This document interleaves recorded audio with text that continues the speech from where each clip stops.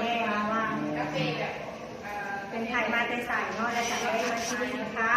ซื้อสลิปให้แม่กินแม่เป็นไงกินแล้ว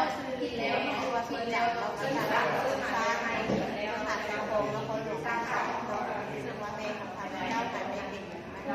ทำคุณลูกเราเรียนให้เราว่าแบบว่าปวดได้เราเป็นมะเร็งปากมดลูกเลยนะสุดท้ายหมอว่าปวดได้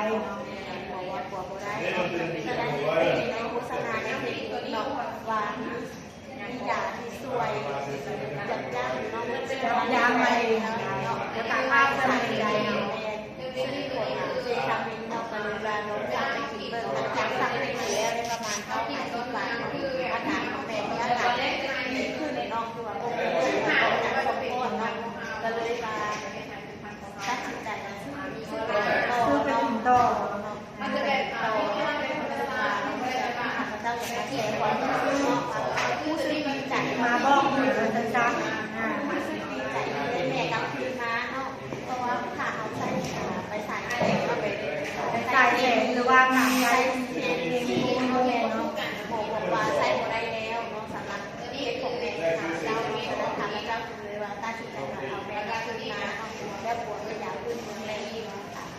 อันนี้เราอยากเนาะที่ว่าเป็นงานของเราค่ะหรือว่าเราอยากเป็นแบบว่าอยากเป็นคนอาหารทุกคนมาด้วยเราเป็นโตและนะคะใส่เป็นโตมาแล้วสำหรับท่านใดที่ว่าได้มีโอกาสเข้ามาชมวิดีโอนี้เนาะที่ยังป่วยอยู่และก็เป็นมะเร็งปากมดลูกเนาะก็คืออยากได้คุณบอกแม่ของตัวเองเป็นถึงรายงานที่ซี่แล้วหมอตรวจก็ได้แล้วเนาะแต่วันนี้ได้มีโอกาสพูดถึงได้กินสินค้าตัวนี้เนาะชุดตัวนี้เลยเนาะที่ว่าทางพนักงานที่ศูนย์เราได้จัดให้เนาะ